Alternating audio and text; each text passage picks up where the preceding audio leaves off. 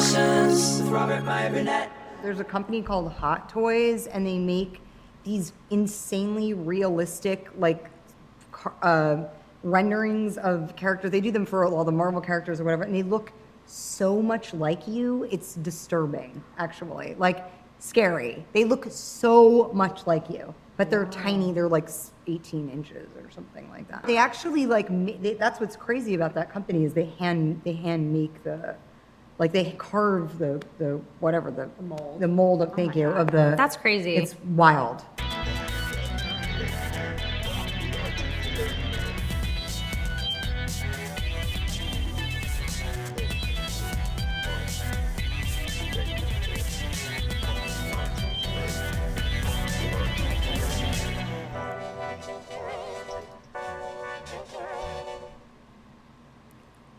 Well, greetings, imagination connoisseurs. Once again, Ty, your Duke of Dope Discourse, your master of fun and wonder, your viceroy of verisimilitude, and of course, your, I don't know, master of people, 6 scale people.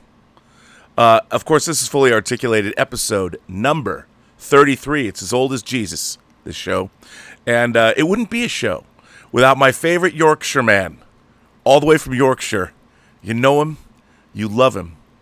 He's the heel versus babyface. I can't believe. Hold on. Whoa, wait. Whoa. Let's get that back a little bit. How about that? I can't believe that in your introduction you managed to have a slavery and Jesus joke. Yeah, that's what I do. You know, I tell you, this show pisses people off, so why not? Let my people go. There you go. There's an old Hebrew reference for you. Which is good. Yeah. But you know what? It just shows you that we're all inclusive here. All 6 scale people are welcome. Welcome, children. What about full scale people? 1 in 1 people. Well, I don't know. I don't do so well with full scale people these days. You know. So now, I've got a question for you. How is your dial of destiny? Is it pointing in the right direction? Oh, I have yet to see it. I've been putting it off and putting it off and putting it off. And I have yet to see it as well. It literally just opened here. It opened earlier for you Europeans. Actually, are you still European if you're in the UK after Brexit? Do you consider yourself European, or are you just from the... Okay, Europe is a continent, Robert. Well, I know you're an island. You're an island offshore, so you're not a European. That's why I asked. No, we are Europeans. Okay, we the UK, are in Europe. Britain is in Europe. UK Ireland, is in Scotland, and the UK. I just want to make sure. We're just not part of the European community. Oh, which is a political. Yeah. So we're still in Europe. It's not like saying that Italy is not in Europe anymore because it pulled out of the European community. No, we're still Europeans. That's what I thought, because you're my favorite European Yorkshire man then, which is good. So we saw an ad. I saw that you retweeted something from Netflix.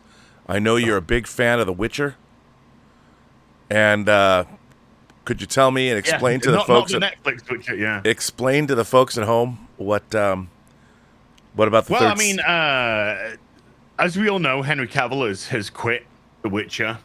It looks very much like he was contracted for 3 seasons with the what do they call it? The option to continue for, I think it was up to 7 seasons. That's what they were hoping for with The Witcher. And 3 seasons, and he deuced out. And it was, to me, having seen the first 2 seasons, not hard to see why. But Lauren Histrich has been telling us that The Witcher 3 is going to be the most book accurate Witcher series there has been to date. And so what does Netflix tweet out today? A billboard that they've taken out saying, Geralt's back in the tub. Why did they do that? I'm surprised they didn't put Geralt's back in the tub, hashtag shipping, hashtag oh my godsies, hashtag super hunk, Hashtag simping. That's distressing. Now, how many? Most, book accurate. Yeah. Well, did you watch this week's episode of Strange New Worlds?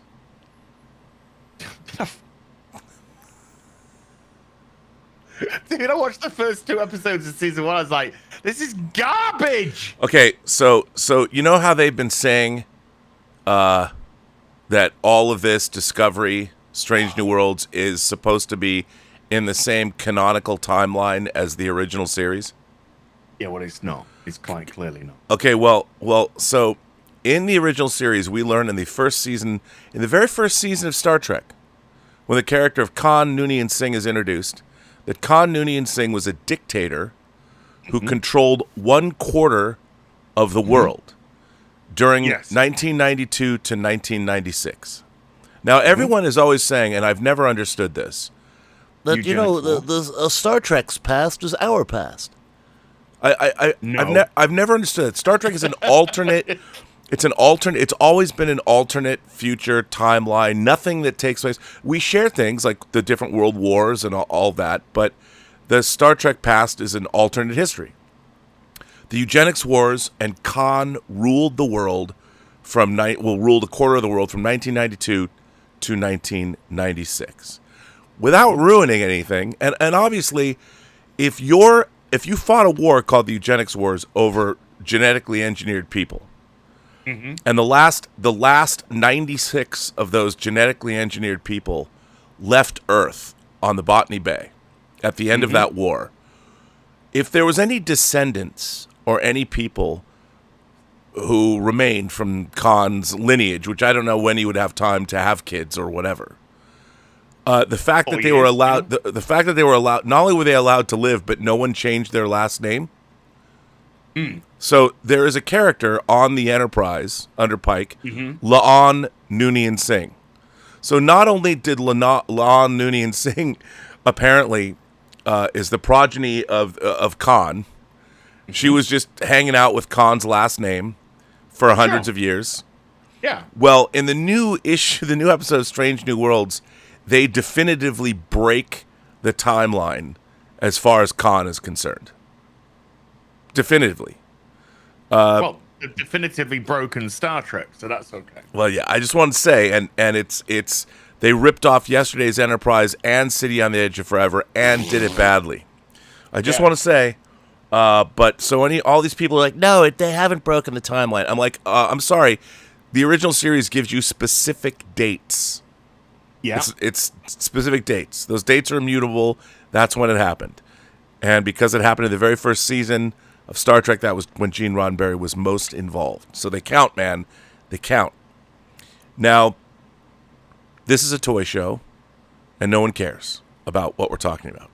So we got to get to the toys. Now, I got to ask you. I got a lot to show you. But as we saw yesterday, Hot Toys dropped, and I dropped Jones. Indiana Jones. Now, here is now canonically in Dial of Destiny, their Indiana Jones figure, I thought was pretty great. If you want an 80-year-old Indiana Jones. And here is, in fact, here's a picture, and I've never been happy with the Indiana Jones head sculpt. Sure. You know, they've never had a great Indiana Jones. I know, I should, I'm sorry. Let me scoot you over, which I will do. No, I don't need to be in this. I don't need to be in this bit. Come on, yes you do. So, what do you think of that? What do you think of that figure? I think it looks like an 80-year-old Harrison Ford. But the head Am I sculpt's gonna good. get it? No way in Sunday am I going to get it. But, okay, I understand, but that is a pretty impressive. It looks like an 80-year-old Harrison Ford. Well, I mean, it doesn't look like 80 because Harrison Ford looks fantastic. But it does look like what has been presented on the screen. Yes. But I've just spent the last 2 days watching Raiders of the Lost Ark, Temple of Doom, and The Last Crusade. And having watched those 3 movies, I don't want to go anywhere close to this film ever. Knowing what's coming and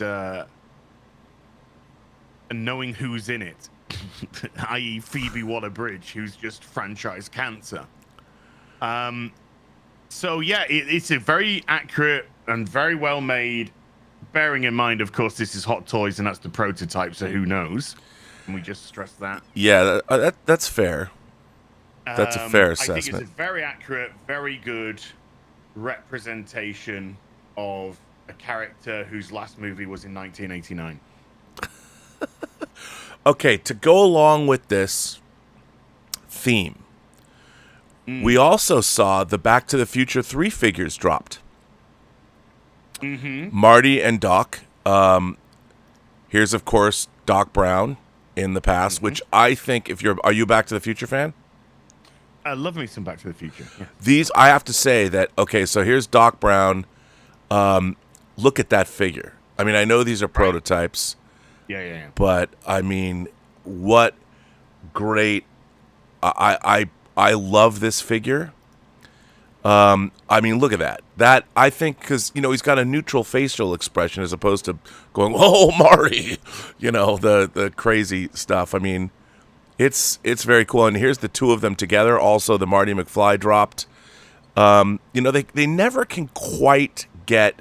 I mean, this is a really nice figure. It comes with a lot of accessories, but they never can quite get Michael J. Fox's likeness. It's pretty good, but it's not...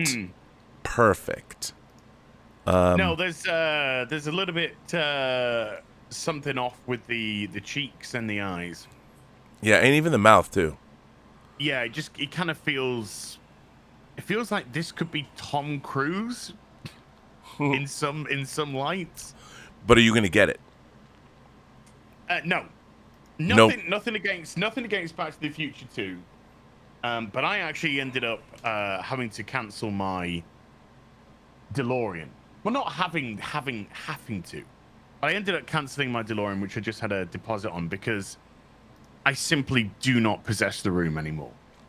Would I love to have the DeLorean with the Doc Brown and the Marty McFly and the Einstein? Yes, love to.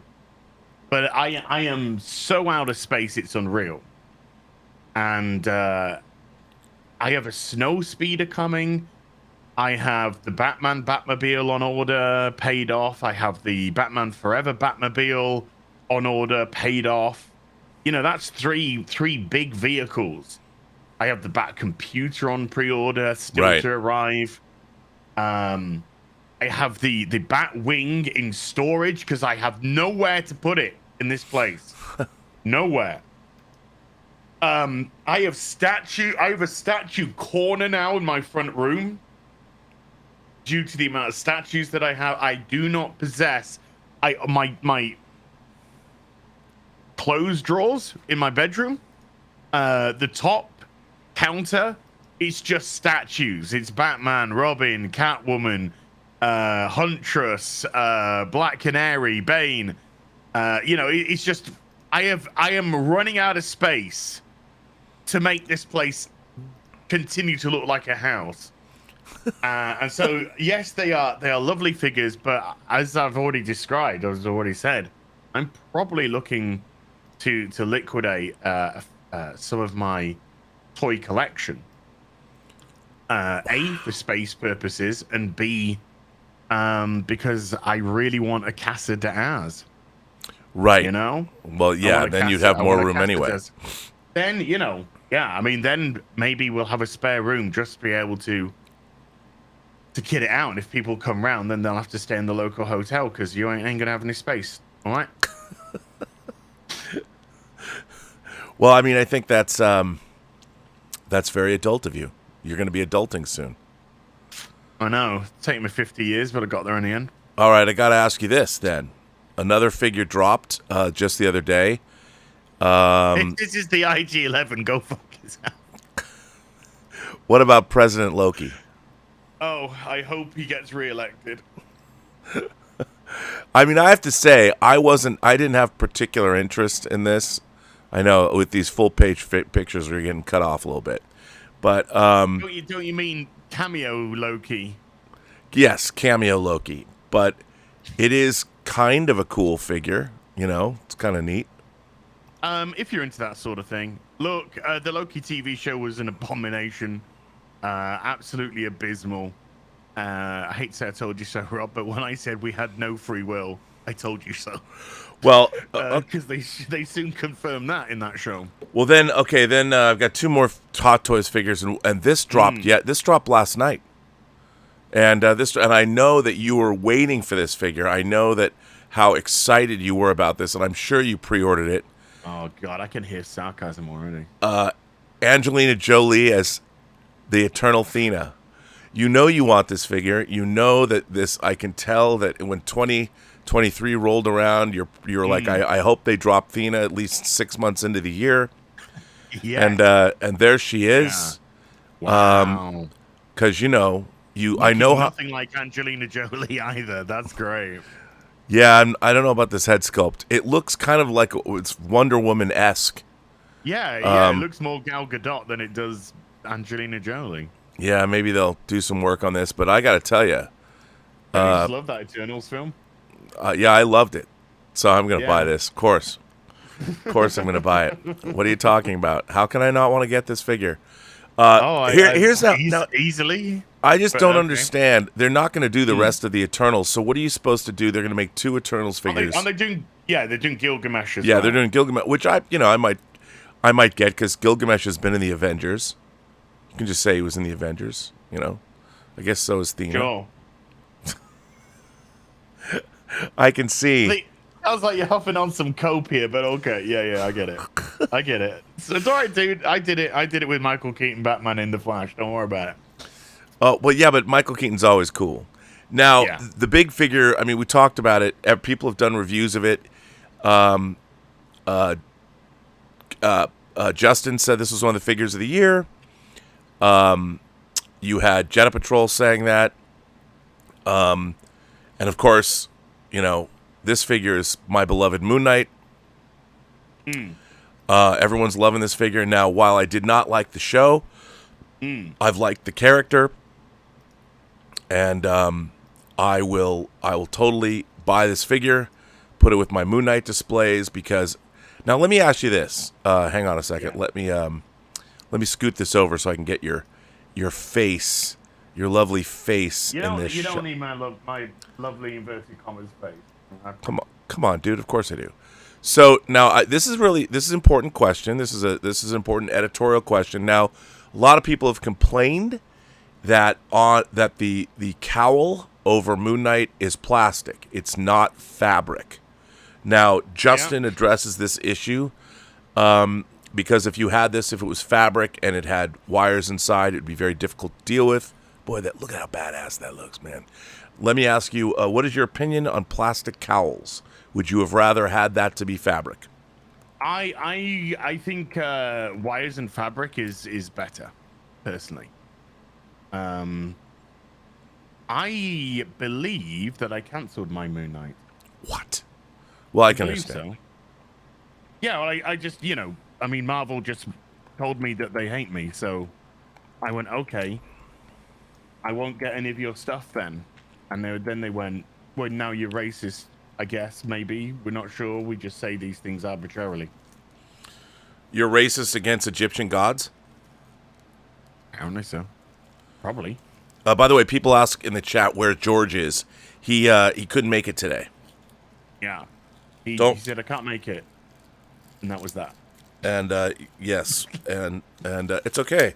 But he'll be back. Same bat time, same bat channel, or actually it'll be a different channel. It'll be your channel, but still. I might not have cancelled it. Hold on, let me have a look. I'm looking him. Oh, here we go. Have I? That's not what I wanted. That's what she said.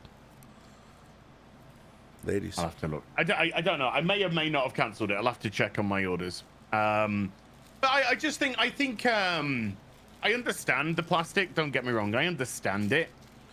And that's like some self-help stuff. I understand the plastic. yeah. I understand. I understand the plastic. sounds like some script from Strange New Worlds. I understand that I'm an ensign and you're giving me orders, but I'm just going to act like a child for the whole show. How does that go down with you, Captain? It's hard to deal with. And he says, well, how do you fancy coming to my quarters afterwards and I'll cook you dinner? Okay, you want to hear Strange New Worlds. Do you want to hear everything wrong with Strange New Worlds? Everything wrong with Strange New Worlds was encompassed in this episode. So La'an, Noonien Singh, and James T. Kirk from an alternate timeline, but it's still Kirk. They go back in time, okay? And they're in Toronto. They're in Toronto, hotbed of technical innovation. And so in it, La'an is set up as like, you got to get to know people, La'an. And so there's this scene where her and Kirk have had like a really good, call it a first date, even though they're back in time. They're having a wacky time eating hot dogs and driving cars, and Kirk is hustling chess to make money in the park. No, I'm not kidding. Okay. And so then they get a really nice hotel room, because apparently in this day and age, you can rent a hotel room without a credit card and just pay cash. And they made They made enough cash to get a $300 a night hotel room in Toronto. Whatever, fine, I'll go with that. But there's what year are they meant to be in, by the way? I guess the present day.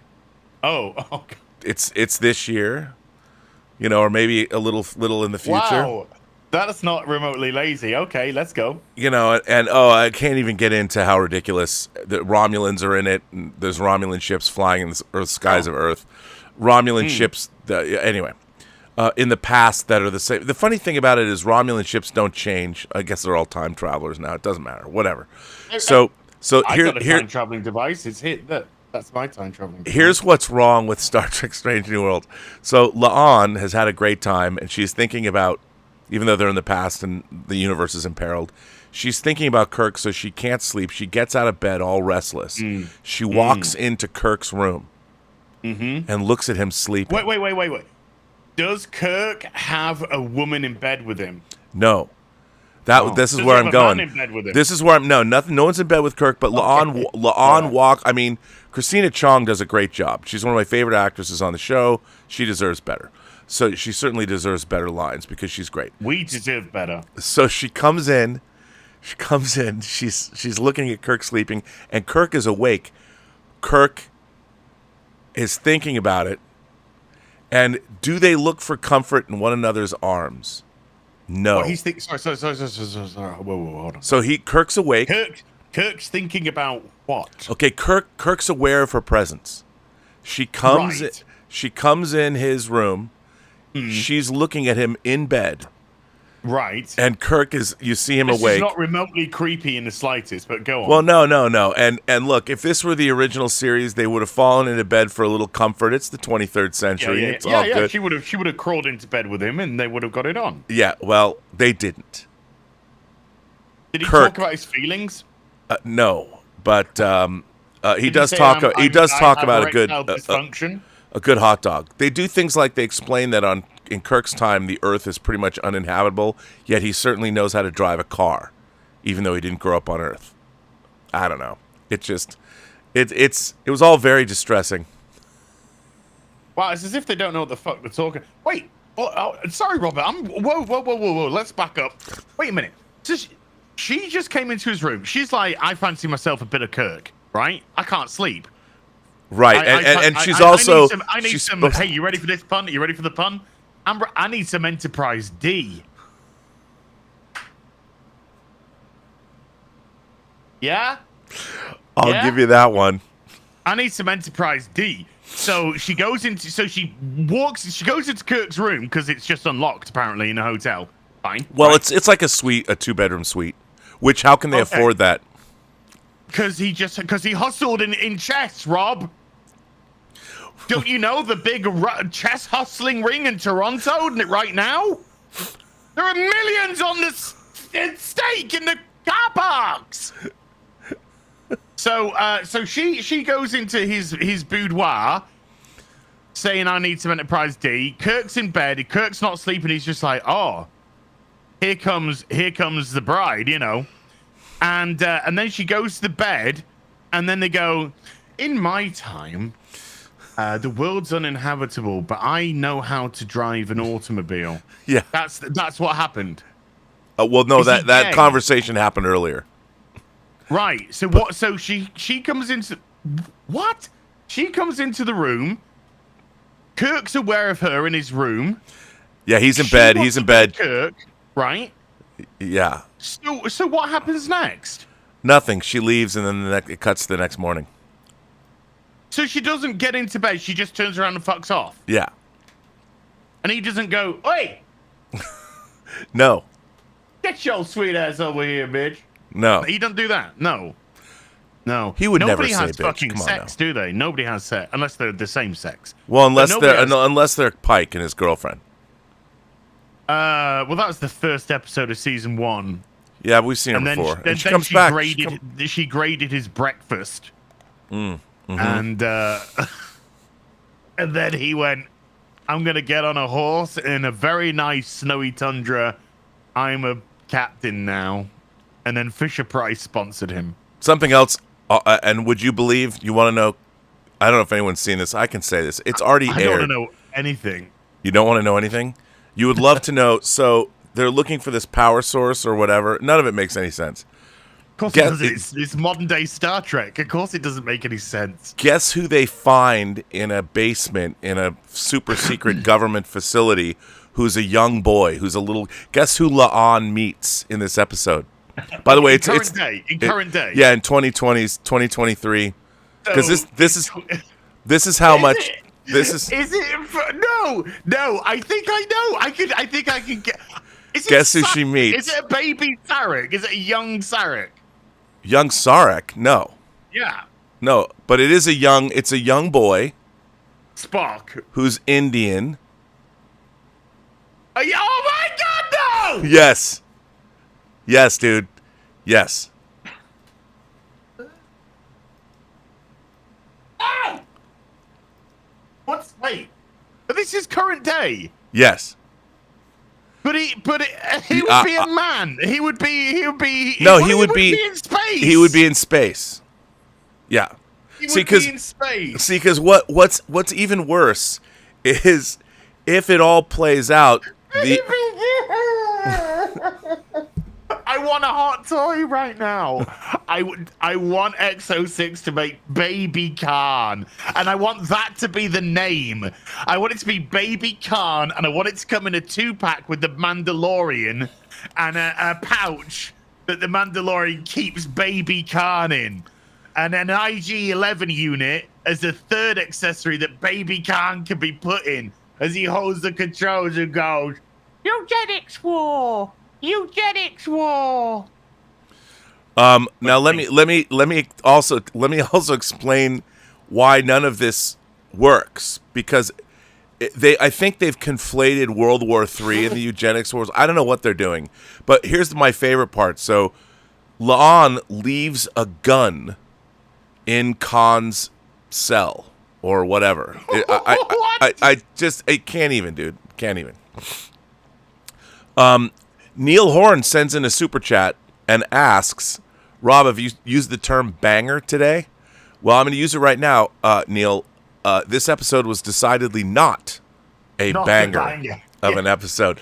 Neil also says, "Hail, Mr. Burnett and Naz. First, have either of you checked out or purchased the Top Gun diecast F-14 Tomcats made by JC Wings or Caliber Wings? I have not, but those companies make great stuff. Those diecast jets are amazing." So there you go. And Man of War 665 Neighbor of the Bee says, hey, not 2 minutes out of the gate, and already we're already with the size-ism. Yeah, you know how we are on this show. We're all 6-scale, baby. If Martino Simoni was here, he's still fighting the scale wars. So there you go. Yeah, I did not cancel my Moon Knight because I'd actually paid for it in full. Oh, That's well, you can why give I it to didn't me cancel if you it. want. No, really. I'll give it to eBay, maybe. Well, yeah, you need the money for the house. Need that money to pay my bills? You need the money for the house. Oh, you know what? What do you have anything? I got something to show you. Well, I'm actually gonna, since you're regaling me with these amazing stories of fucking drivel and puke, I actually have part of a statue here, which I just purchased, and I put a little. This is a little bit of Cloud Strife. Wow. Because I just purchased a huge statue which has Cloud, Aerith, and Tifa all in one statue. However, when this statue did arrive, it was broken at the joint. Now, the good news is there is good news, though. There is good news. The good news is it's actually on a gauntlet, and the break is on the break. Can we get my fucking big head out of it? No. I gotta go this way. There we go. The break is on the inside of the gauntlet.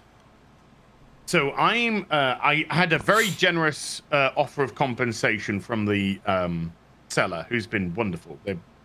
I've purchased a few statues off them, and they are actually a really good seller. So I'm going to attempt to fix this during the stream with some glue. Nice. Putting it into its proper place and then gluing it. And if all goes according to plan, I actually have told the person, if this goes all according to plan, I generous compensation offer. Don't worry about it. Nice. But that's cool. So, yeah, I'm gonna do well. They are really good. Their service is exceedingly good.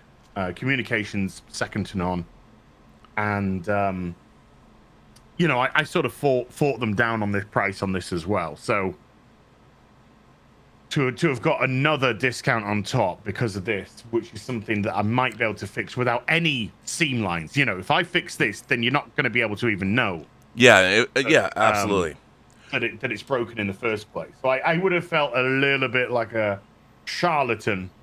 So I'm going to attempt to do that during the stream. Then I've got just a couple of little I've got something that I wanted to show you that I told you about. That's a throwback to both our review series and hold on.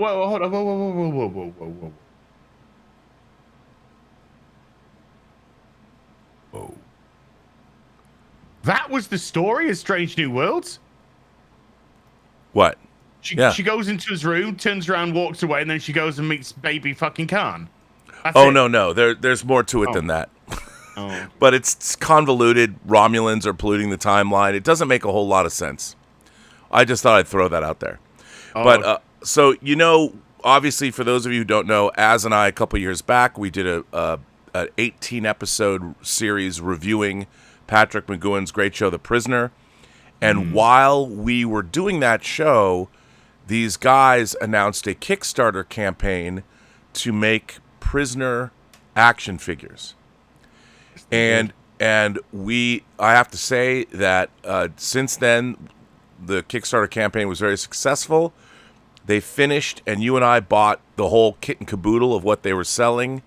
They sold 2-packs, individual blister card stuff. Now, they're not 6 scale, they're 3 3/4 inch. But they're fantastic. And I showed Az. I mean, this is no big... I told him about this, but I wanted to show it on the stream. So, for those of you who collect carded figures, this is a great case to store your figures in. And they have... You slide the card in. It's so great. And then you can either put this on the top or the bottom, but there's a slide right here. Oh. So you slide the card in, and as you can see, there's... Well, let me see if you can see. So you can see the card actually slides in there, so it keeps the card flat. I mean, these look... That's great. They look... Isn't this awesome, dude? Oh, I mean, I know you linked me. Having seen that, I'm 100% getting some now. Dude, you can either put the slide thing on the top or the bottom. I just chose to put it on the bottom. Yeah, I think the bottom works better. Yeah, but I have to tell you, these are so... Now, they're hideously expensive. They're like 2 for $40. But if you have, like... these figures were crowd-funded figures. I mean, and if you have rare Star Wars figures or something, these cases are they're so nicely done. And if you collect carded figures, I mean, you put them up on the shelf, and it's no longer a carded figure. It's art, and the fact that it keeps the back card from warping.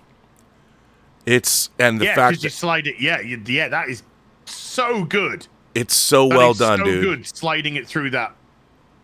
It's so simple, but at the same time, it's like. Yeah, bueno, you know what? I have all these up on the back shelf there, seeing all four. So they made 4 carded figures and then these box sets of double figures. So I was going to open one of my carded figures, but having it like this, I'm like, I'm not opening it no now. more. Yeah. Not no more. No. So I was thinking about possibly opening them, putting them in display cabinet, seeing that, no. Yeah, and it's great because you can line them up on a shelf and Right. Look. Okay, hold on. Already the glue. This is a gel that I'm using. It's not just a super glue. I'm using a gel. Wow, that looks great. So that's already starting to hold. So I'm going to leave Cloud over here to rest. Now, I'll tell you what's really interesting about that, Robert, is because behind me, you can see that there is actually a bunch of PlayStation 1 games. Yep. So there's some regular PlayStation 1 games, and there's some dual case PlayStation 1 games in there.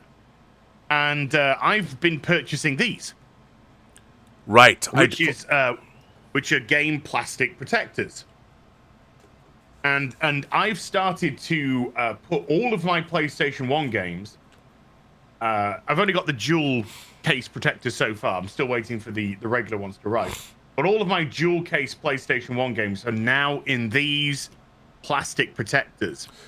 Yeah, they're great. I too have like all of my Blu-ray 4Ks and steelbooks in plastic, and I'm putting all of my 4K discs. This, by the way, Saint Maud, which is a great steelbook.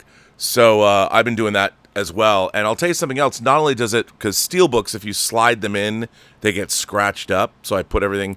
But what I really like about it is it makes your spines uniform. So when you have them on the shelf, especially I'm trying to put all my 4K discs, no matter what, in these uniform things, and it just looks cool when you have them all up on the shelf.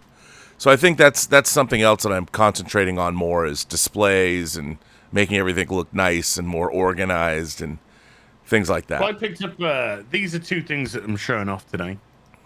Fear Effect 1, Fear Effect 2, which both come in dual cases, and my Fear Effect 1 is actually still sealed. This is still sealed from back in the day. Now, this is, of course, this is an old school seal, because when you used to get the sealed regular ones, you get the PlayStation line across here. But with the dual ones, and I can tell that this is an authentic one. You've got like a band. If you look, it's very difficult to see on camera, but if you look inside, there's a band which goes across. Yeah. The dual case. That's how you can tell that this is actually an authentically sealed, factory sealed. Yeah, 100%. Yeah, and it looks like it's in great shape. That's, what is that, 20 years old? This 25 years old would be 2000 was Fear Effect. Yeah, well, almost a quarter century old. That's amazing. So 23 years old, in excellent condition. This is in really good condition, but this is not sealed. This is pre-owned. Right. But it's in superb condition. Yeah. I mean, again, and this is 2002, 2001. This so I thought it's 99 and 2002, but it's 2000, 2001. So I'm gonna put these into my dual things while we're talking. Nice. Well, as you know, we're both collecting the Exo 6 figures. Yes, the Exo 6. They're doing exclusive Star Trek figures. So here is Q. Here's the Exo 6 Q in his judge's robes. So really great figure, great likeness of John Delancey. Well, there is a company on Etsy, a guy and his wife, I would imagine. They call themselves 3D Trekker. Yes, And I've heard of that. They make great stuff. At least it looked like they make great stuff from the pictures. But I'd never bought anything. And they put up, and you know me, with my 6th scale chairs. Oh, I do, Robert. So you know how I love my 6 scale chairs. So they put this up, and I didn't know how it would be. I didn't know if you had to paint it. I didn't know what. So let me go full frame on this. So I just got this the other day. Here is Q's judge's chair from Encounter at Farpoint. Now, nice. As you can see, I mean, I got this. So these come off, right? They have magnetic fasteners. So they go on, and they're strong magnets too. I was extremely impressed with this. I didn't know if you'd have to paint it or not. Now, if you wanted to, you could put like a wash over this, and it would, give it a little bit. But even though this was 3D printed, even the floor, because it is 3D, I don't know if you can really see it, but because it is 3D printed, it just gives it more texture. Yeah, and lines going across. Yeah, I was really impressed by this. It's great, and if you wanted to, I guess you could mount it to a wall mount and have it sticking out because the chair floated around in Encounter at Farpoint. But they make a lot of really, really cool stuff, and this is actually the first time I've done this, so I have not put him in the chair yet, and of course I'll have to pose him later, but if you want to put him in terms of shelf presence, you can have him, put his arms up. It was going to fall out. But I love this. I think that they did a great job, and it works really well. Q looks great in it. I could recommend a good wash for you if you wanted to attempt to just. Yeah, I've got some decent wash paints and stuff because but yeah, I figure I might do it. But their stuff is now, to be honest, the chair was I think $175, but it's it's made by it's third party and it's made by a husband and wife. They make some really interesting stuff, and they make an entire 6th scale bridge for the original series Enterprise, but you have to buy it in pieces. And it's very expensive. It's very expensive. Did you see what XO6 are doing? Oh, I did. Yeah, I was gonna get to that. Well, since we're talking XO6,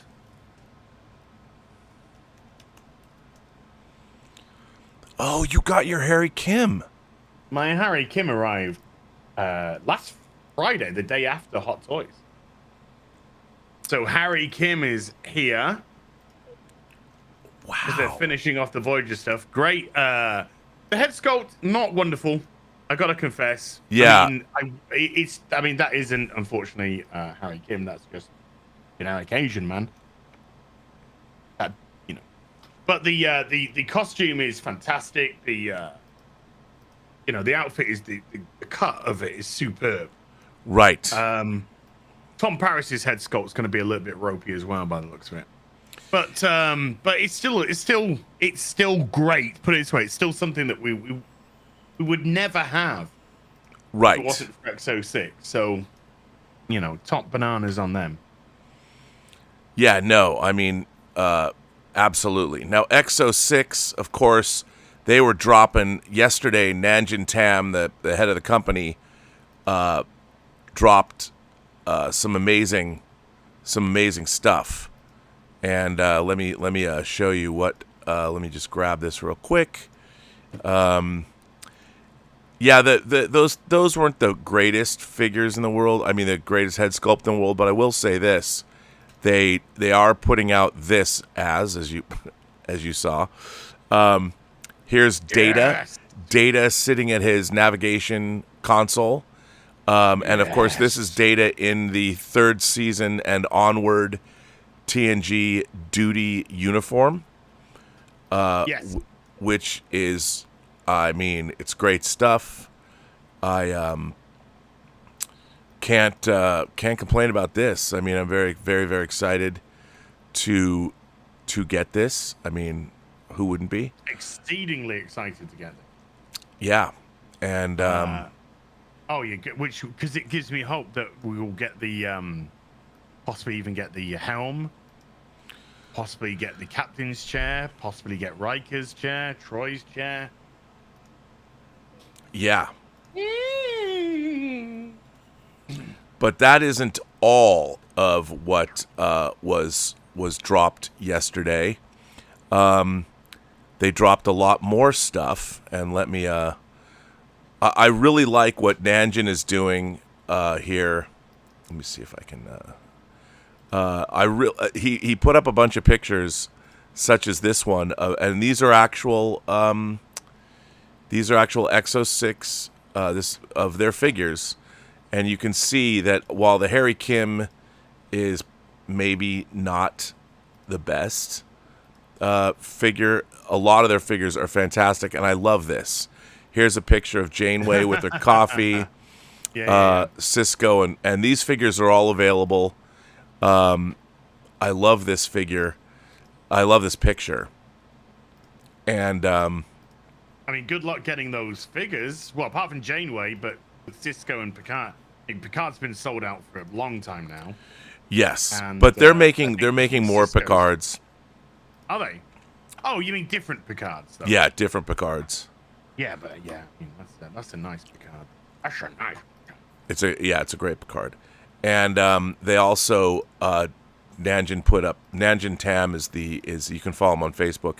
He is the head of the company, and let me just get. He dropped a few more. I love that he drops these teasing photos. He let's see. He put out and I love when he puts characters together. He dropped this. I don't know if you saw this. The Deep Space Nine, Julian Bashir, Odo, and Kira.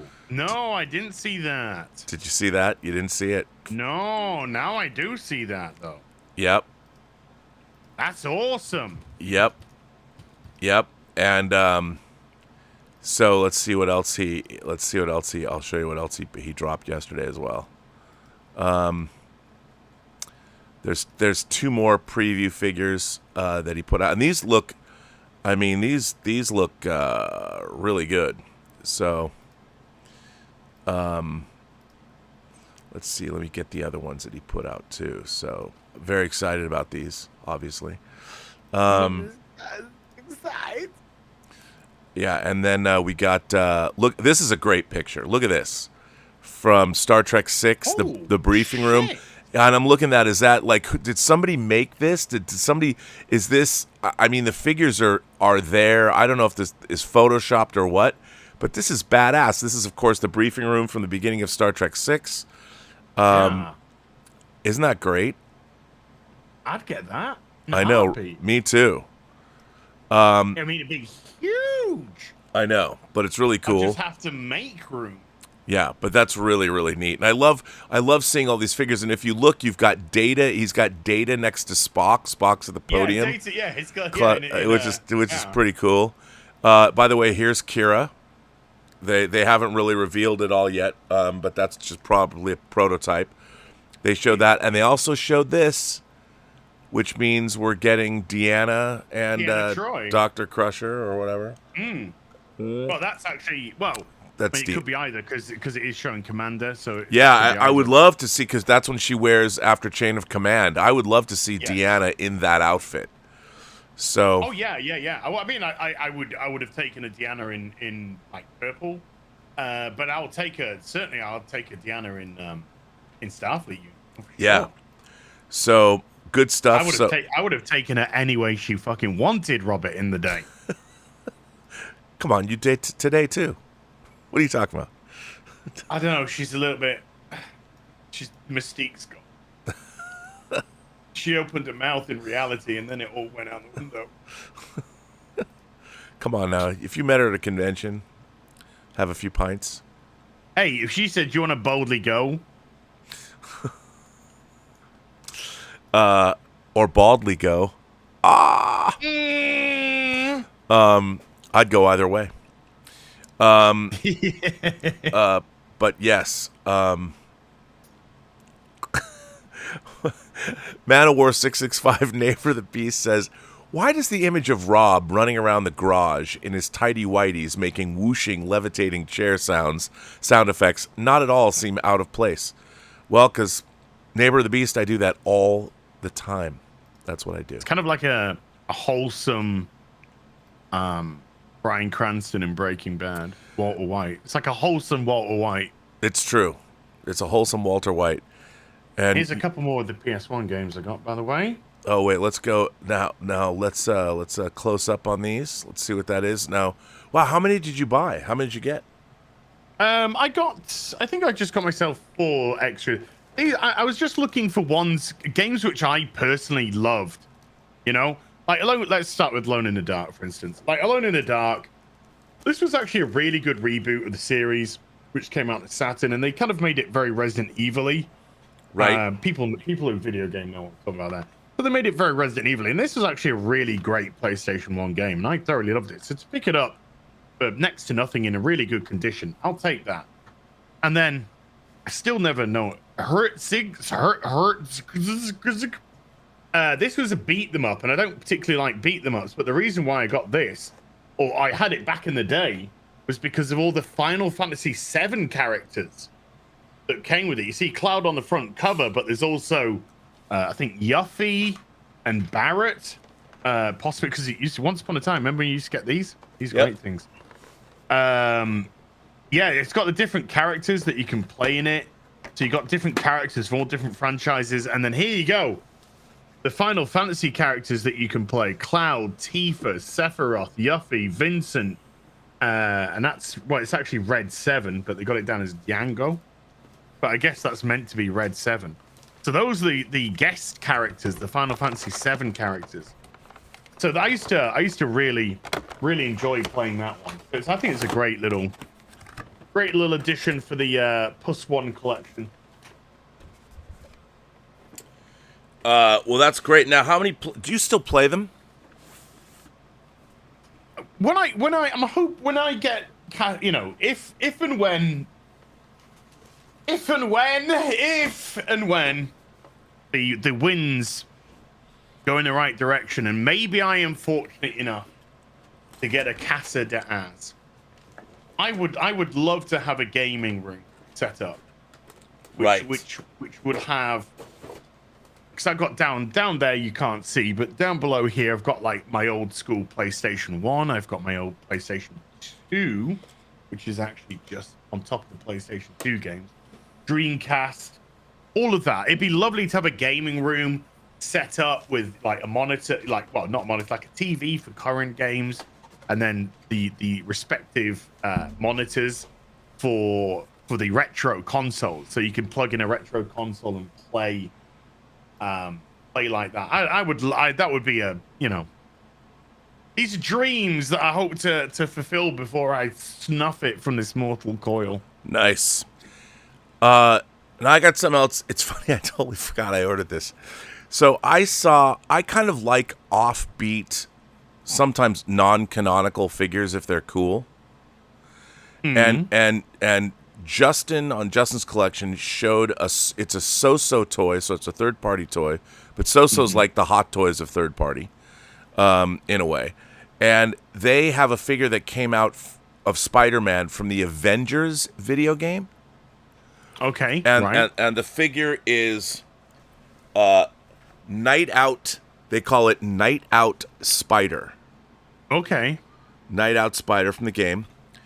And I have to say, I freaking love this figure. Here, I'll go full frame on it. I love this figure. So here he is. It's Spider-Man, Night Out Spider-Man. He's in a trench coat. And it's a really beautifully, it's weathered. and it's like it's faux leather, but this figure is awesome. He's wearing this sweatshirt. Like I don't know if this is homeless Spider-Man. I think of him as Rorschach Spider-Man. Running around saying "herm," and talking like Walter Kovacs. But I love this figure, and he comes with a great, So-So Toys always makes these great like manhole cover bases with designs on them. So this one doesn't light up, but it's a great base. He comes with your standard webs, and then a bunch of whip hands, so you can put the webs on there. And this was like exclusive to So-So. This is like a figure they made, like you had to get it off their website or something. I don't even know where I ordered it from, to be honest. I was probably drunk one night and ordered it. I don't know, but I love this figure. I mean, when you get it, it has a lot of presence. And the only reason I was even interested in it, it was completely not on my radar, but I saw Justin's review of it, and he loved the figure. And I'm like, God, I love this figure because, I've got a Maji case with my quarter scale Spider-Man Homecoming figure in it, and then across the Spider-Verse, or into the Spider-Verse light box, a Hot Toys light box, and then all my different Spider-Man figures and villains kind of coming out. And so I like having the offbeat video. I've got a lot of the video game figures. I didn't get like Spider-Punk, but I saw this and I'm like, I just love the color scheme, how it's kind of muted and dirty and homeless Spider-Man. But Rorschach Spider-Man.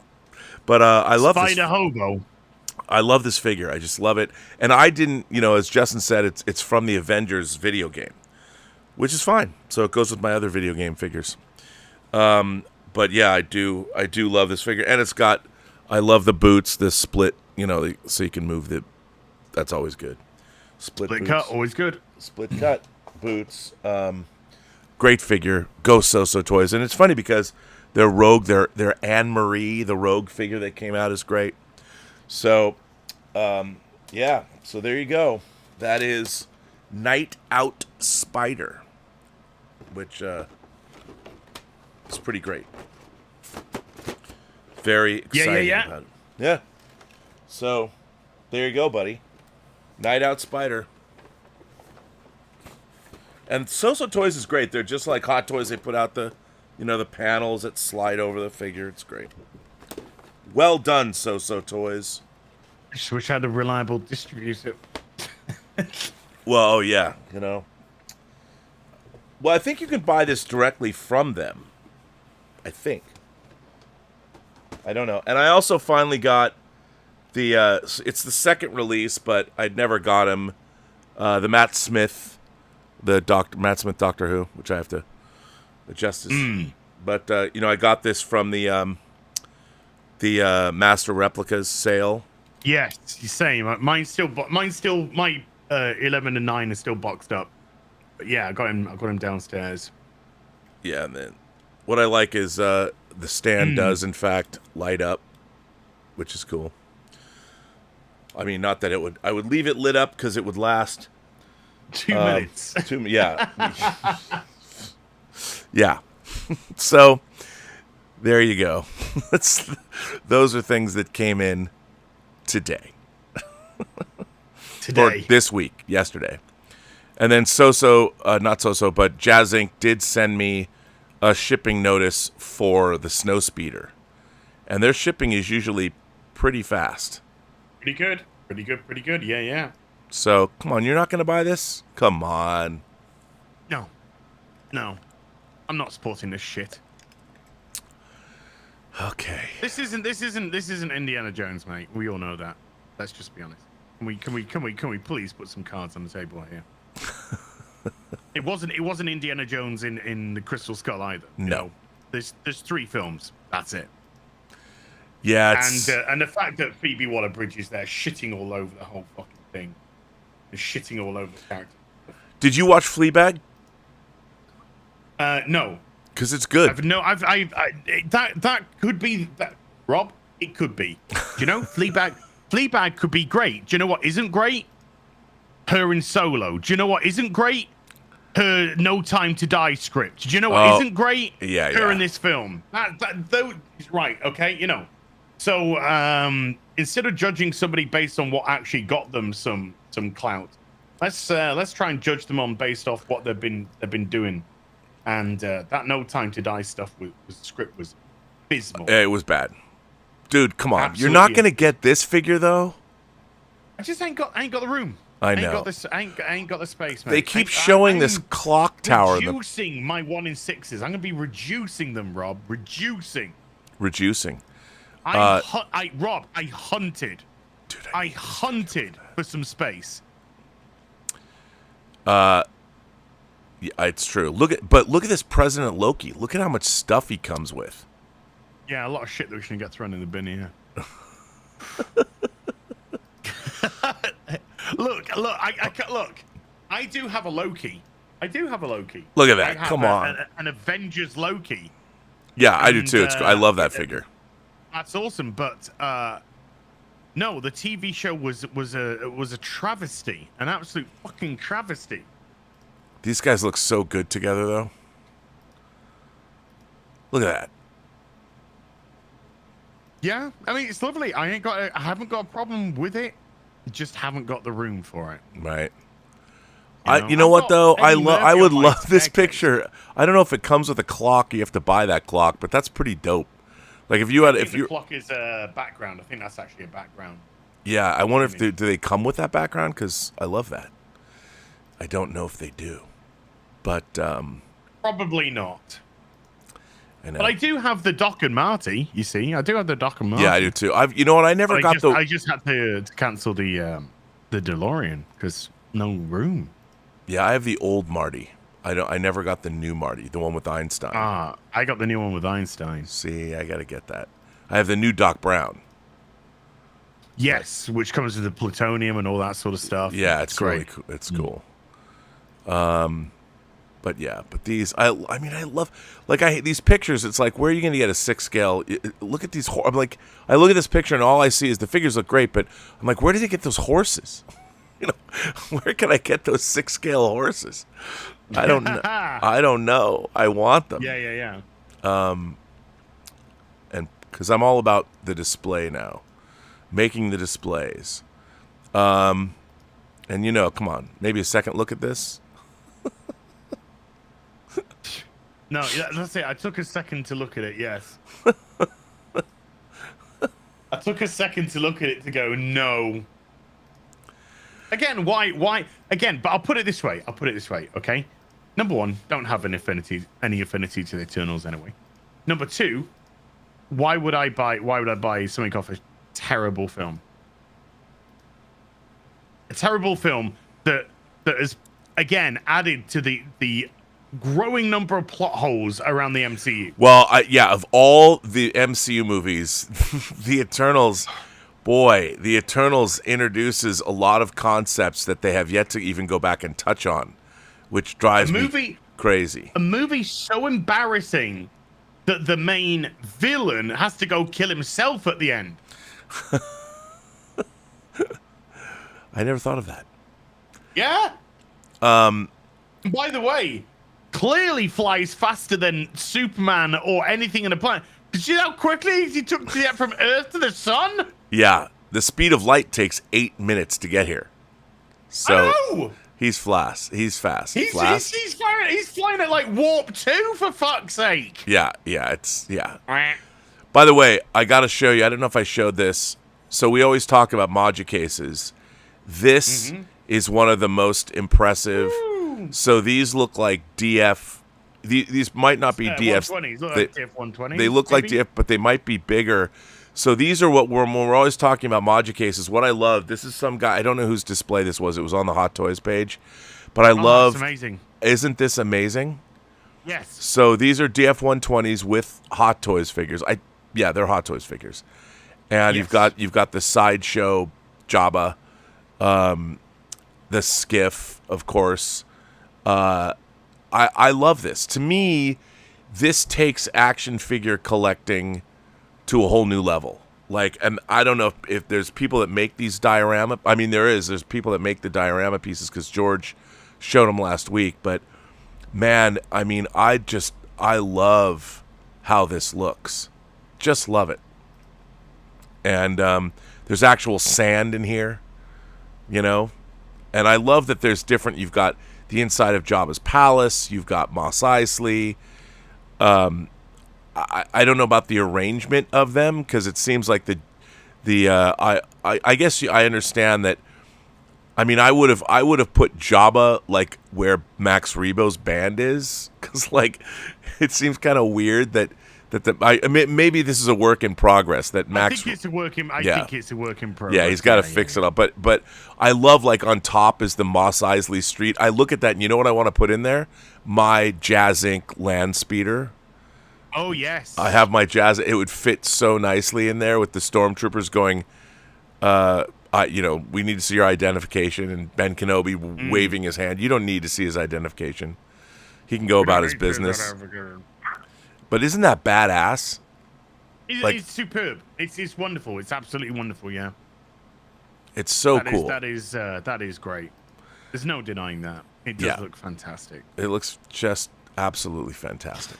Now all I'm thinking about is DF-120s lined up like that. I know, right? I mean, how cool. None of my rooms are big enough to have 3 DF-120s side by side. Well, I mean, it's hard to convey because the scale is difficult. But those figures are all 6-scale figures, so they're all a foot tall. And, I mean, you're looking at, if those figures are a foot tall, you're looking at these cases, the 3 of them are probably, I mean, 6.5, 7 feet, maybe? Because I can get the height, I just can't get the length, ladies. Yeah. But still, I mean, these are what a great way to display your figures. Oh yeah, absolutely. I mean, this is what I want to do. I'm going to have a DF-120 and a DF-160 side by side. That's unfortunately the limit that my room will allow me to do downstairs. Right. But I'm trying to, because I'll be putting some 1-in-12s in there. Neighbor of the Beast. I'll be putting my 1-in-12 G.I. Joe classified. I want to put a couple of hisses in there, and then I want to put a couple of Dragonfly helicopters in there, and I want the base to be sand. So either faux sand or sand, and I want the hisses to be coming over a dune, and I want to put a bunch of Crimson Guards all around, and Cobra troops, and a couple of commanders and stuff, and then going up against some of the G.I. Joe crew. That would be great. But if I could have 2 DF-120s side by side. Yeah. But it takes so long for them to arrive. I mean, I ordered some back in January, and I'm still waiting. I still haven't had any shipping notice. Yeah, I mean, that's kind of the problem that I have, too, is when you order the modular cases, it takes so long because you kind of want them right away. Yeah, and you've got at least a 6-month wait time, at least. Yeah. But I mean, if on this one, I love like where you see Luke coming down, how the lighting, he's made it so the lighting has the shadows coming off the. I mean, it's really interesting how all this works. I mean, it's really cleverly done. And as we've talked about, we've talked about on the show too, I think displays are kind of the future of. Toy collecting. So people are doing more with their collections, yes. which is pretty cool, which I like. I mean, I think that's great. I don't think it's ever going to affect the market for statues, though. No. I think there is a very strong market for statues indeed. Yeah, I know. I totally agree. This is it's just another facet, another level of collection. Is hey, you can get these pretty realistic-ish looking figures, 1 foot tall, 12 inches, whatever, and you can pose them. You can put them in some so that allows for creativity within itself, and those things that we just saw there are superb, wonderful. Yeah, I mean it's great, and what I love about the Emoji cases is I love though their versatility too. I mean, and people have made people have been making diorama pieces for the 3 3/4 inch scale Star Wars figures and the Black series and things like that. But now I'm seeing more and more people getting into making 6 scale environments, and I really like Jazz Inc. made those moisture evaporators, but they were so tall. I don't know what you would do with them, but yeah, I mean, I've got some Lego going into some of the Modular cases, and like for example, I have the Ninjago Gardens down there. It's too tall to go into a DF 160. right. I would have to have another one, remove the ceiling and the floor of another one for it to go up, which is not what you really want to do, because that is literally wasting a Modular case to get about that much of a. Yeah. So I'm sort of thinking I can either take the antenna off this building and slide it in, which is a possibility, or do I try and look for taller casings from? But then I'm waiting 6-8 months. Yeah, I mean and that's the thing with the Modular cases, because they're modular. When you get an idea how you're going to do something, you want it right away, so I can change it. Like, I want to do this right now. I don't want to wait 6 months. You get when inspiration hits, you want to get in and do that. But like, what I love about this is it shows the progression. Like, obviously the Rebo band doesn't have its background, and then the bottom there, it's missing something. I don't know what's going. Yeah, I think the Rancor monster was meant to go below Jabba. Right. And, oh yeah. Of course, the Rancor Monster Black series, which probably would have been the best plan to go in there, didn't make it through HasLab. Oh yeah. Right. Okay. So I think that was potentially their plan. Just speculating, but I'm pretty sure that Saizootles and the Rebo band over there, that isn't a finished. In any capacity Modular case, I'm pretty sure that they are devising how they're going to do the decoration or whatever for that. But yeah, I mean, as a work in progress picture, it's unbelievable. It's absolutely amazing. Yeah, I can't praise their ingenuity and vision with it enough. It's superb to see. It warms my heart to see things like that. Yeah, me too. Me too. I love to see that kind of creativity. Yeah. It does warm my heart. Garrett D sent in a super chat. Thanks, man. He didn't say anything, but we're caught up with those too. Resquared says, Robin, I've got a life-size Borg that came out of the Vegas Star Trek experience. Any ideas for a display case? He gets kind of dusty just sitting out. I checked with Moducase and they said no.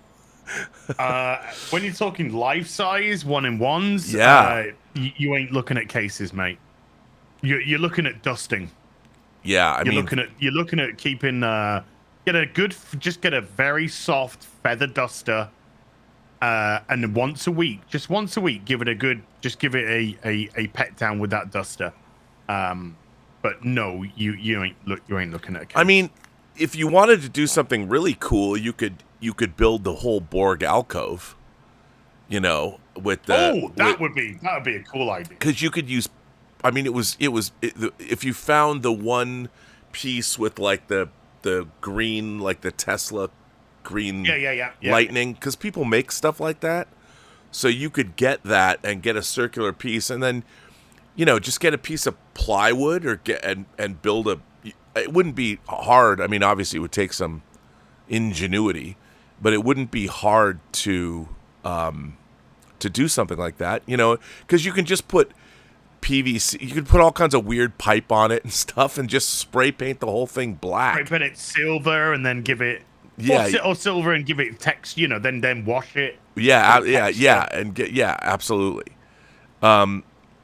Because Exo6 is making Borg alcoves for the figures, because you got Hell yeah. Locutus, and it'd be great to get like 3 of them and It'd be Get pretty 7 funny. of 9 in alcove as well. Yeah, you know? you'd put like you could put Locutus in one and then have 7 of 9 in the other one, kind of peeking over like that. Just, what are you doing here? What are you doing, Mr. hello Picard? What's happening? I don't know. I'd like to hive your mind. Yeah, but that would be kind of interesting to see something like that. But yeah. So I don't know. Anything more to cover? You know, we're caught up with super chats and all that. No, this is when I say a light week, I'm very happy with that. Yeah, me too. You know, we celebrated. 'Cause I need some. I mean, I got some. You know, we got my Lego stuff, but I need some weeks where I'm just concentrating on not adding to the bit. By the way, Whippersnapper says, Rob, is there any way to get on and talk about my first film? Would like to email you footage and photography. I think you would like. Yeah, just send me an email or a DM on Twitter. I have a film. We have a film that I was just looking at. I'm getting the final sound mix. I've worked on a new feature film called The White Devils, which is based on a play by a South African playwright. And it's pretty harsh. From the director of Tango Shalom, it's about as opposite as can be from that film. And finishing that up. So a new feature, pretty exciting, that we have coming. Yeah, so there you go. But yeah, send me whatever you've got. I'd be happy to help you out with that. So what do you have coming up this week? We have a big holiday weekend coming up here in America. We have the 4th of July. Oh, yeah. Independence Day. So Getting rid of the best landlords you'll ever have day. Gotcha. Right. All right. Yeah. Now so look, you're a fucking mess. So you're not going to go see Indiana Jones? No, I am, unfortunately, because I gotta see it before Friday Night Tights tomorrow. Friday Night Tights. So you're going to give it a fair shake? Are you going to be able? What if you go? That's pretty good.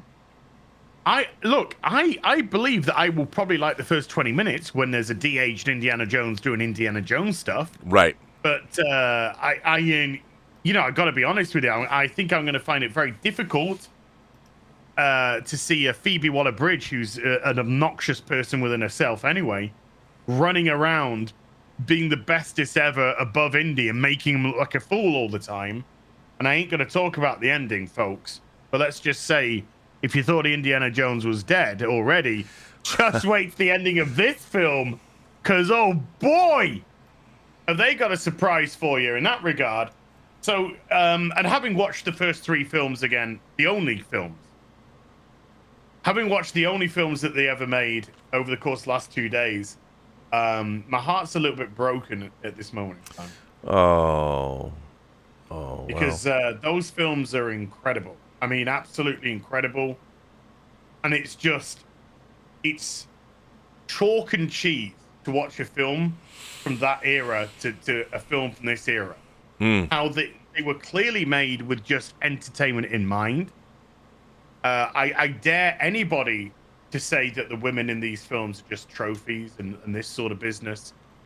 You can see with your own eyes there was plenty of we don't, but what Hollywood now like to push as D&I, right? Because it's always been there, it's always existed, it's natural. This whole thing that's been pushed in Hollywood is a lie. It's a lie to be pompous and grandiose and make them feel important about themselves and as if they're doing something, because it's always existed.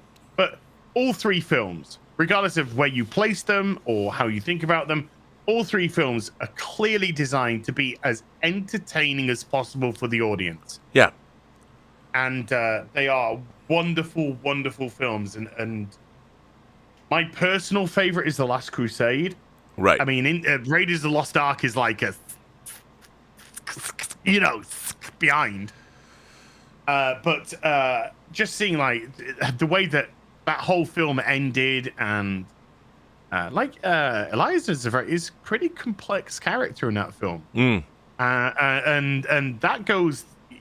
Well, I don't think it goes unnoticed, but Hollywood can't make a character as good as Liza in The Last Crusade today. They can't do it. It's impossible for them. Yeah, I mean, can you imagine if Temple of Doom came out today? It would get roasted for insensitivity. I mean, what's really what I find interesting about the Indiana Jones films too is that they are specifically going back to the movie serials of the 30s and 40s, and they're specifically trying to recreate that. That's how they were conceived. And to me, you know, Raiders is a very violent film. It's vicious, and I love it for that. Yeah. You know, and now people say, oh, but the children. I mean, you know what's great about Raiders too? Raiders of the Lost Ark has the greatest sounding gunshots of any movie ever made. Yeah, the punches and gunshots. Yeah, the punches and gunshots, and my favorite gunshots. And I love when you hear in the beginning when Jacques' plane, when he turns on the propeller, you get a little bit of Star Wars sound in there. Like there's a little Millennium Falcon sound of the engine, because you know Ben Burtt was doing the sound design back then, and it's just, to me, Raiders of the Lost Ark is a perfect movie. I got a question for you, and it is it is Indiana Jones related. Yes. In Indiana Jones and the Last Crusade, they had to make a brief stop off at Berlin. Yes. To get the diary back, because even though they have the maps, the diary has the information about the trials. Right. So they need to get the diary back. It paints Berlin because it's set in 1938, I believe, the Temple of Doom. Last Crusade is 38. Temple of Doom's 35. Raiders of the Lost Ark is 36, from what I can remember. And it paints this picture of a Germany that's been completely taken over by the Socialist Party. Right. The Socialist. That's the left. Anyway, and they are burning books. They're burning books. Yes. Which is what happened. This is a thing that did happen. Now, they might have, when I say exaggerated, they might have condensed everything for this scene. But this is what was happening in Germany at the time. They were destroying literature. They were destroying history. They were destroying all these things because, of course, that Adolf guy wasn't that nice a bloke. And we see Eliza looking conflicted and upset because of all this literature being destroyed. All these incredible works being destroyed because New World Order. Oh, sorry, that's WEF. My bad. What is the difference? This is the question. I needed the context, but this is the question now. What is the difference between somebody throwing a book into a fire and a sensitivity reader for current day? I think nothing. I mean, I would say there's no difference as well. I am a huge proponent. I mean, I think here's my problem. I'm a big reader. I read a lot of books, and a sensitivity reader, by definition, supposedly knows something that I don't, or is trying to tell me. First of all, they're trying to tell an author that the author should do what, essentially. And I am completely against, vehemently opposed to sensitivity readers in any way, shape, or form. Because what that does is it puts a sensitivity reader in some kind of position of authority over, and where did that position of authority come from? Authority. Oh, well, that comes from the authoritarian nature of the... Anyway, I don't want No, but by the way, you know what? Somebody just, before we go, I would like to point out... hang on. Somebody just made me aware of something that I was not aware of, toy-wise, and I figured let's take a gander of it, although I don't know why it's not allowing me to do this. Something wonky is happening. Mezco, apparently, in their 1/12th line, released. Let me see if I can bring these out here. they just announced their. Well, first of all, let me. Mike Literis says yesterday.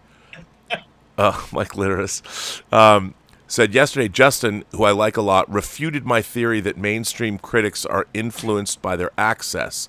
Anything you'd like to say? Yes, I would actually like to say that. And Mike goes on to say, I love both of you guys. Thanks for what you do. But here's what Manowar665, Neighbor of the Beast, said. I knew it wouldn't be given a fair shake here. That is not true. We give everything a fair shake. But Mezco released their Raiders of the Lost Ark accurate 1/12 Indiana Jones figure just yesterday. And as a bonus, it doesn't require diapers. Hey. Ho. Well, okay, I have to tell you, I just looked it up and I got pictures. Let me show these to you because this is a pretty. Now, what Manowar is talking about, for those of you who don't know, is I don't know. It's not letting me add more figures. I don't know why that is. I apologize. So I can't do it. But it is a great. Maybe I can here. You know what I'll do? I can do screenshots. So it is 1/12. So it's a 6-inch figure. Is what we're talking about. And I think that the 6-inch figures are there. I have a few, like I buy their movie figures. They've done some, like they did a Clockwork Orange figure. They did. So I'm going to show this figure and put it up. Here it is. This is the 1/6 Mezco figure. I mean, that's pretty badass. That's and yeah, it's a good looking figure, and you can see even the face sculpts. It's pretty good. You know, it's pretty damn good. It's pretty damn good. Pretty damn good. I'd get one of those. Yeah, and $130, and he comes with this. I mean, how cool is that? He comes with the idol and the bag of sand, and I love this, the spider, the tarantulas, which is great because these figures always come with lots of stuff. And I mean, that's a 6-inch figure. Yes. Pretty great. So I'd get that. But now, just to answer this last question from I don't necessarily think, like, obviously I don't care about access. I mean, I'm not part of the access media. I'm not on any press lists or anything. I've been going to screenings and premieres since I first moved to LA 30 years ago. So I don't care about any of that stuff. But I'll tell you something. I do think that, like, when I walk into a movie and I'm hyped up for something, I want to like it. So the first time I see something, especially if I'm excited to see it, my initial reaction, it tends to be swayed by the fact I'm excited about a movie. Mm-hmm. I need a second. I need to once I've seen the film and know what it is, I really do like to, especially movies I'm excited about, I really do like to go see a film again to digest it. And there have been times, like my friend Dave Hargrove never ceases to remind me that when I walked out of Alien 3 in like 1990, I said, this is the best Alien movie ever. I mean, and I was not part of any kind of access media. I was not doing reviews at this time. I love the downbeat nature of it, and I wanted to love Alien 3. It was not the best Alien movie ever, but when I first walked out of it, for whatever reason, it struck me in such a way that I loved it. I do like the version, the assembly cut that's on Blu-ray, much better. But no, my favorite Alien movie is the first. I love Aliens and Alien. But I am influenced by the idea that I want a movie to be great. And if I'm excited about it, my initial opinion is colored. The first time I ever walked out of a movie that I was really excited for, that I actually hated, was Phantom Menace. And you walked out? Wow. Okay. I mean, I didn't walk out of the movie. I mean, I walked out when it was over. Oh, okay. And I was absolutely perplexed by it because the hype. I walked out the latest Matrix. Yeah, I didn't. I didn't. He got to the bit where he was talking about strawberries, and I was just like, oh, But anyway, so fucking done. but so I don't necessarily think, because people say critics are, look, everybody in the movie pundit space, and also I would say this, a lot of my fellow movie pundits, and this is not a slight, they're not necessarily students of film history or cinema either. They're movie fans, and there's a difference. You know, if you're like, I went to film school and studied film and foreign cinema and all that. And there's a lot of people that don't even know any of that stuff, nor do they care to know. So they're populists, and people who have more populist taste tend to like things more than, they're not as critical. Well, that's because I think one of the things is once upon a time we used to actually have film critics. Yes. And film critics were, for the most part, respected, not necessarily liked because they were critics, but they were, oh, hello. It's all right, my camera's just gone wibbly woo. Yeah, but we can still hear you. Yeah. But they were still, well respected within the field because they would actually critique a movie. And they also they also had a wide base of knowledge. They knew about Yes. art history, they knew about design. Like you read Pauline Kael, they were very learned people. And they had to be, Yes. because that's why you weren't in the newspaper business unless you were a very astute individual. So, but nowadays, like I'm not a critic. I do some reviews about films, but these are films that fall within my remit of geekdom. yeah, and that's So it's like I sort of. But I think what we've had with the internet is we've seen a rise of people who have come onto the internet, or within this media, and have decided that they are film critics, right, because they want to be within that field. yes. And so do they have any legitimacy of the film critics of yesteryear? No, not at all. Do they know cinema, film, art inside and out? No. They are literally just schlubs like me that come on and go, oh, I'm a film critic now. And then they are literally designing themselves to be set up for access. So they do get access to premieres. They do get access to interviews. Yep. They do get access to that. That is the nature of why they've set themselves up to do so. And so their position won't ever change. And that's why when you saw the latest Indiana Jones movie, for example, at Cannes, which is a far more actual critically based event, get panned. And then when it came, because it got this terrible showing at Cannes, you suddenly got this blanket, almost like blanket invitation to online critics, and suddenly the Rotten Tomatoes score raised up 20% from 40 to 60 odd, because they were there for the access. They were there to be pat on the head and say, do your job. We'll give you access. We give you we'll give you access to the crew for reviews. We'll give you early access, early screening for the film. You go do your job, which is go away and give us a good write-up.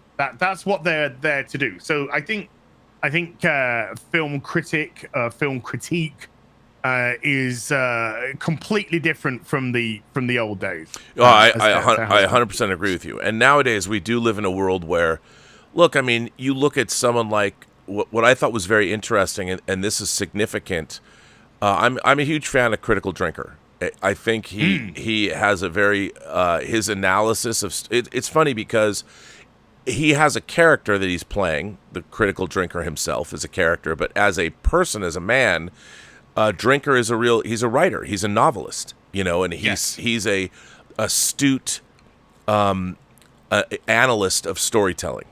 So and I've been on his show, and we've even had disagreements about things like, I was a big fan of the first Creed, and I listened to him tell me what he didn't like about Creed, and I thought he was incredibly articulate, and I agreed with all of his points.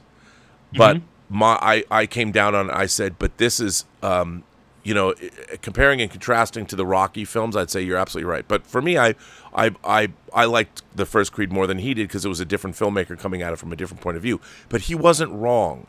in his analysis. And I think like someone like Mahler, if you really want to watch his videos, his deep dives into the Star Wars films, I think are essential viewing. Now, you don't have to agree with what Mahler is saying, but these are very thought through, thoughtful. His work, he spends a long time doing these things. And what I love about, and also Red Letter Media, their Mr. Plinkett's takedown of the prequels are, even though they're tongue-in-cheek, they're incredibly... Which spawned, unfortunately, a lot of what we have now. But they were great. They were great reviews. I think The Drinker is definitely picking up the mantle of Mr. Plinkett, but Mahler's are more studious. But still, these kinds of reviews are really worth delving into, and you don't have to agree with them, but they're really well done, and they're very thoughtful and very, very compelling. And I think a lot of the time, the real problem that I have with all of this is tribal. Again, people are like, I want every James Bond movie to be great. But as a lifelong James Bond fan, even as a kid, I knew that Diamonds Are Forever was kind of pants compared to Goldfinger.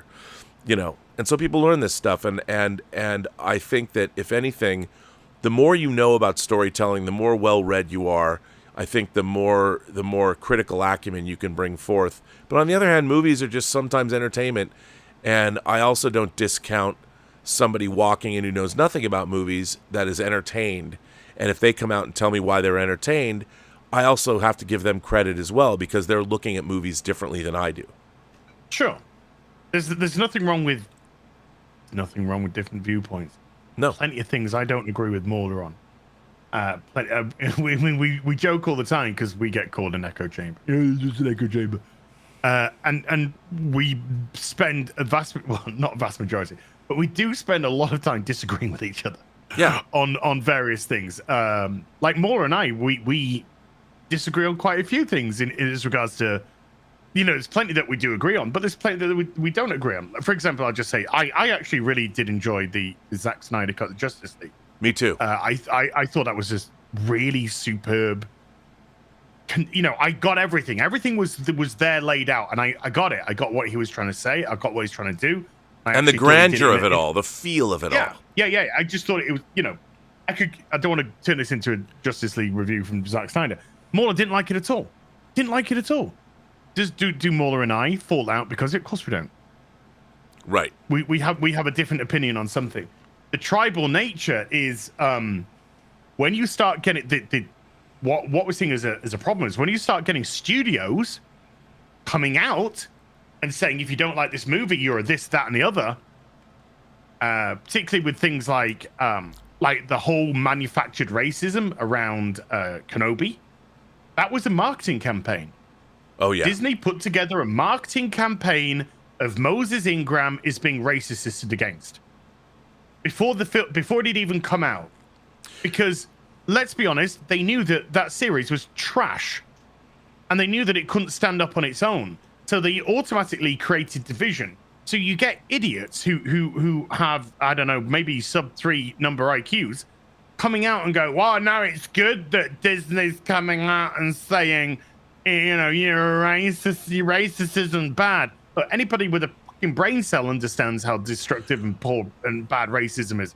But so when you get studios getting themselves involved in this business, all they're doing is cleaving their fan bases. And it causes, as you mentioned, tribalism, because you got people that will be like, oh no, they're absolutely right. And then you got people on the other side that will just be like, wait a minute, can we just let the show stand on its merit and see if that's any good? But no, because now if you criticize Moses Ingram for her poor performance in the show, which I think is objectively atrocious. Yeah. And her character was objectively atrocious. The story around it was objectively atrocious. Now, unfortunately, the studio have put the racism tag on. So now people conflate racism with criticism, which is exactly what the studios are wanting to do. They're wanting to conflate words together to in some aspects, avoid criticism of characters, storylines, etc. Well, I mean, it's interesting to me because you look at a character like Giancarlo Esposito playing Moff Gideon. Everyone likes that character because he was better written and he really has a handle on how to play villains. I mean, again, it comes down to writing. I think what really bothers me about what I see is the bastardization of storytelling in general. And like I always say, you can't put your agenda or your universe before your characters and your story. And I understand everybody wants to appeal to everyone now, but it's skewed, it's unbalanced, and you can't appeal to everyone, Robert. No, absolutely, and the stories people are different. And the idea that like I never watch stories to see myself reflected in them. No, I watch stories to look at people opposite. That weren't me.